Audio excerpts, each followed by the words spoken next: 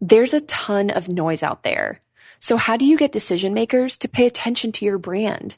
Start a podcast and invite your ideal clients to be guests on your show. Learn more at sweetfishmedia.com. You're listening to the B2B Growth Show, a podcast dedicated to helping B2B executives achieve explosive growth. Whether you're looking for techniques and strategies or tools and resources, you've come to the right place. I'm James Carberry. And I'm Jonathan Green. Let's get into the show. Welcome back to the B2B Growth Show. Today we are joined by David Lewis. David is the founder and CEO at DemandGen. David, welcome to the show.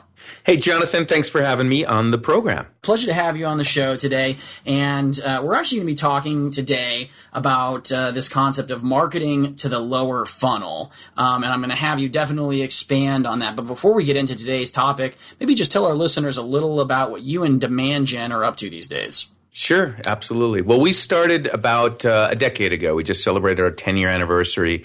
And when the company was founded, it was all about really marketing automation back then. So people were just really getting into digital marketing beyond their website and buying sophisticated marketing automation systems. And there wasn't a company, an agency out there to really help them with it. And you fast forward to today's day and age, right? It's not just about marketing automation. There is massive number of marketing technology systems and platforms. So we have been helping people make it all make sense, basically. We've been helping them stitch together their marketing stack. We work with marketing operations teams and marketing automation managers and heads of demand generation on how to take all the right principles and the right processes and technology and really drive growth and revenue. And the reason I'm excited to be on the program today is, the majority of our clients are always focusing on the upper funnel, net new, because there's so much pressure on marketing to generate new demand. And yet, when you look at businesses, it's really the lower funnel is where the majority of revenue comes from every year. And we're already, halfway through the year. It's going to be not too long before we start planning budgets for next year. Mm-hmm. And the forecast that companies will be doing and did for this year represent a tremendous amount of revenue from the install base. So excited to be here and talk about, what principles that we use in demand generation for the upper funnel can we apply to the lower funnel. Yeah, that's fantastic. Well, first of all, congratulations on your 10-year anniversary. That's fantastic. And, it's interesting when you're talking about like where you came from 10 years ago and things that were so cutting edge 10 years ago are now commonplace, but has also sort of like built this foundation upon which these other tools and techniques are built on. It's all these things, marketing automation. Of course, you have to have it, but now you've taken it levels and levels deeper. And I think that really speaks to the speed at which things can evolve and change these days. And really one of the reasons why we even have the B2B Growth Show is to sort of stay on top of emerging technologies, emerging techniques. Things are changing so rapidly. So again, thank you so much for taking some time out today. And again, talking about marketing to the lower funnel, maximizing revenue from your installed base. So David, walk me through this a little bit. What are we talking about today? Well, let's take a look at the topic of demand gen. And I think when you talk to marketers and you just say the word demand gen, it's most closely associated, like I said, with the upper funnel. And things that we do in the upper funnel are things like inbound marketing and outbound marketing and some of the principles that I share in my book, Manufacturing Demand, right? We talk about lead scoring and lead nurturing and moving people through the buying process. And we need to set up all those systems and we need to align with marketing. So everything we're doing in the upper funnel, creating a taxonomy, putting in scoring to move people before the different stages of that taxonomy, inquiry to MQL, nurturing, doing automated marketing and moving people through various stages of the awareness and education phase down to purchase. So the concepts, Jonathan, that we use in the upper funnel are the same principles that we need to apply to the lower funnel. So let's look at that. Let's say we have a new customer. That term customer, what does that mean? Does that mean that there was a transaction and it means that they have now bought something from us? Well, what's the difference? Let's try to shape visually a lower funnel for the folks listening in. So right there, when we convert, that's a customer. But I would suggest that the difference between a customer and, let's say, the next stage, and let's just use the term client, is now the person has been onboarded. The company has been onboarded. If they bought a product from you, and you guys are mostly focused on B2B, as we are, we're now implementing that technology, right? We're rolling it out to the organization. So nurturing that we did up at the inquiry stage, isn't that really relevant for client onboarding? Shouldn't we have a nurture that kicks off when they become a client? And a concept to take away then is that closed won really shouldn't equal closed done in terms of engagement. So onboarding, for example, is a great nurture to have to trigger right off at the point of purchase. And so that we move people into the product and start to get them adopt. And a client is I would say, a level of adoption. And then you've got stages below that, right? So you could have a stage, let's say, called a loyalist, right? Where a loyalist is now a client that's maybe purchased more than one product from you or has a certain amount of adoption or penetration in the organization. So you get the idea that we can apply a taxonomy, a language for the segments of our database that represent people that have just bought our product to our raving fans, and use the same principles like scoring, account scoring and adoption scoring. NPS scores are another measurement of success, and score these things and show, guess who? Our customer service group, the adoption, and not sales, right? We still always need to align with sales, but when we're in the lower funnel, we're aligning with a completely different department and function. That's customer service. Yeah, I can almost imagine some of our listeners, and they're thinking, like, we're in sales and or marketing. We made the sale, like our job is done, and now it's someone else's job, but it's not. There's all this talk about aligning sales and marketing, and I think it's very unique and interesting. You're talking about, okay, well, now let's align sales and customer success. Like let's keep that alignment going. Yeah, let's give a couple examples too, because there's some companies that I think really do it well. If you ask people one of their favorite brands, often today the brand that comes up is Apple. A lot of people like Apple. But let's talk about Apple's marketing, because we work with them over the years. And when you walk, now this is a B2C example, but the principle is the same.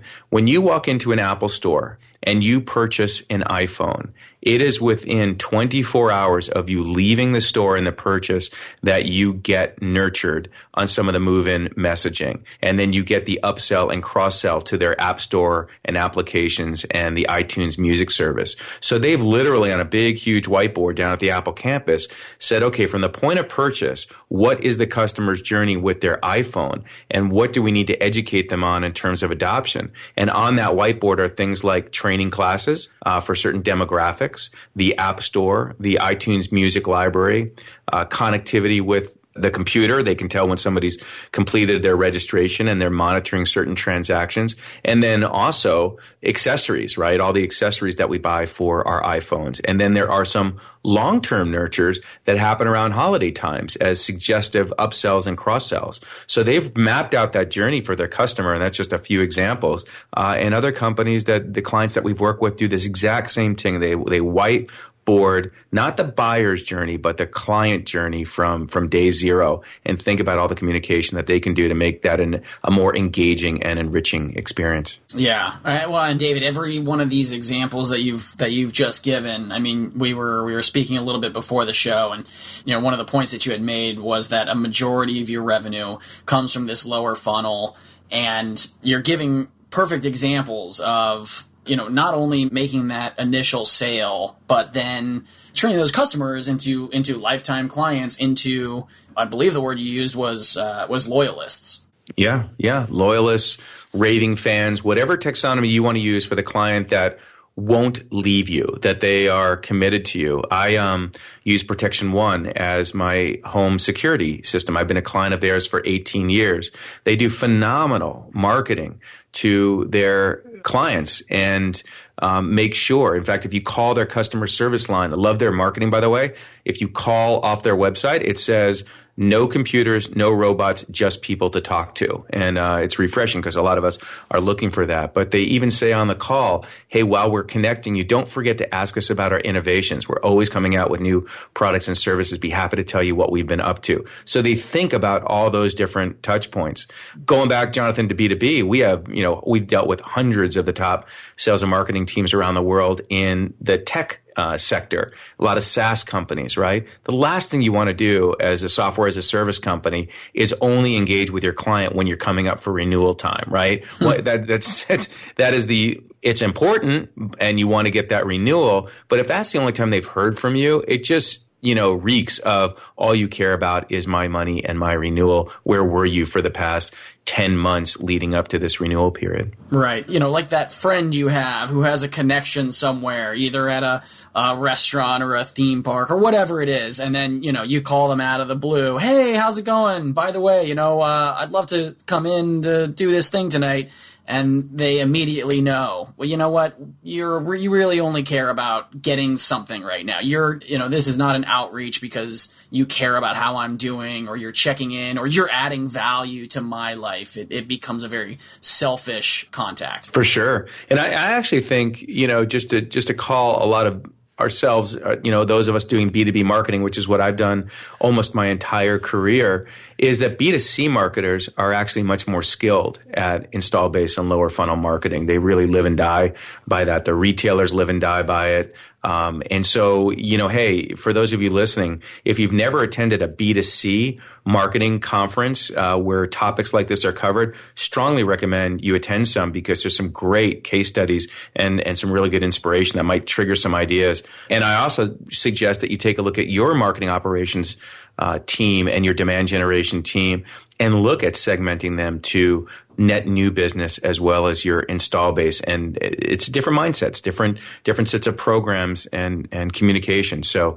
it might make sense to look at your organization and say, if you're like most companies, that a majority of your revenue comes from the install base, put a marketing team focused on creating those raving fans and extracting as much revenue and lifetime value from your customers as you can. Yeah, we've featured a guest in the past, Susie Pekuch, and she is one proponent of, if your customers, if your clients aren't out there promoting you as your biggest fans, you're doing something wrong. I mean, they should be talking about how great it is to work with you and how great your service is, how great the experience is. And if they're not doing that, that's a huge missed opportunity. So, I definitely see what you're talking about.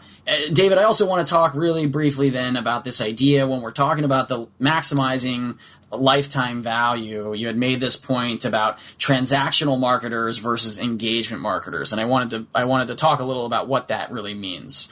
Yeah, this is a mindset. It's a mind shift, if you will. There are people in this world that are transactional by nature. They live their life, they approach their life through goals and milestones and accomplishments. And everything is right with that. There's nothing wrong with setting goals. In fact, there's everything right with setting goals and achieving things.